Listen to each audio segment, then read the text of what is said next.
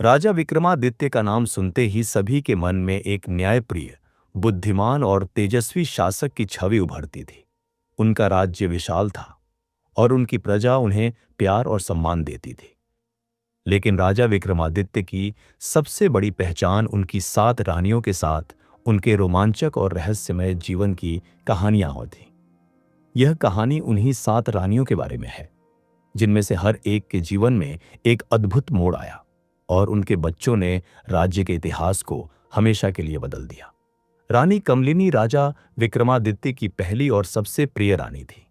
वह सुंदर, बुद्धिमान और दयालु थी, लेकिन उनके जीवन में एक रहस्य था।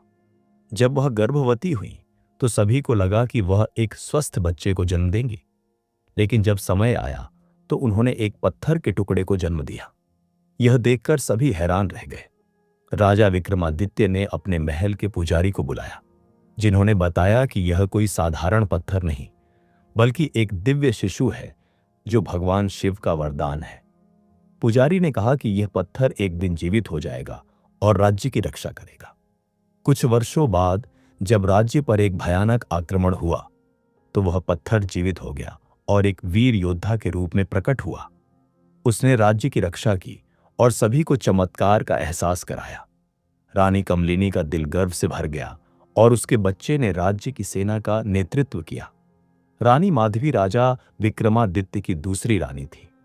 वह बहुत ही रहस्यमय और गूढ़ व्यक्तित्व वाली थी। जब वह गर्भवती हुई तो उन्होंने एक ऐसे बच्चे को जन्म दिया जो अदृश्य था। बच्चे का केवल स्वर सुनाई देता था, लेकिन उसे देखा नहीं जा सकता था। राजा और रानी हैरान थे, लेकिन उन्होंने बच्चे को प्यार दिया। एक दिन जब राज्य में चोरी की घटनाएं बढ़ने लगीं, तो अदृश्य बच्चे ने अपनी शक्ति का उपयोग करके चोरों को पकड़वाया। उसने राज्य की सुरक्षा में महत्वपूर्ण भूमिका निभाई। रानी माधवी को एहसास हुआ कि उनका बच्चा एक वरदान था और उसकी अदृश्यता ने राज्य को बचाया। रानी रत्नावली राजा विक्रमादित्य की तीसरी रानी थी। वह बहुत ही सुंदर और कलाप्रिय थी। जब वह गर्भवती हुई तो उन्होंने एक जादुई पक्षी को जन्म दिया। यह पक्षी सोने के पंखों वाला था और भविष्य देखने की क्षमता रखता था। राजा और रानी ने उसे प्यार दिया और पक्षी ने राज्य को कई संकटों से बचाया। एक बार जब राज्य में भयंकर सूखा पड़ा तो पक्षी ने भविष्यवाणी की कि बारिश होगी।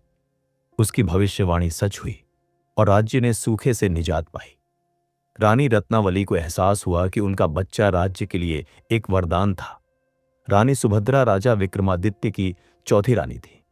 वह प्रकृति प्रेमी और दयालु थी। जब वह गर्भवती हुई तो उन्होंने एक पेड़ के बच्चे को जन्म दिया। यह बच्चा एक पेड़ की तरह दिखता था, लेकिन उसमें जीवन था। राजा और रानी ने उसे प्यार दिया और पेड़ के बच्चे ने राज्य को हरा भरा बनाया। एक बार जब राज्य में बीमारी फैली तो पेड़ के बच्चे ने अपनी पत्तियों से औषधि बनाई और सभी को ठीक किया। रानी सुभद्रा को एहसास हुआ कि उनका बच्चा राज्य के लिए एक वरदान था। रानी मृणालिनी राजा विक्रमादित्य की 5वीं रानी थी। वह बहुत ही सुंदर और गंभीर थी। जब वह गर्भवती हुई तो उन्होंने एक जल की रानी को जन्म दिया। यह बच्ची पानी में रह सकती थी और समुद्र की शक्तियों को नियंत्रित कर सकती थी।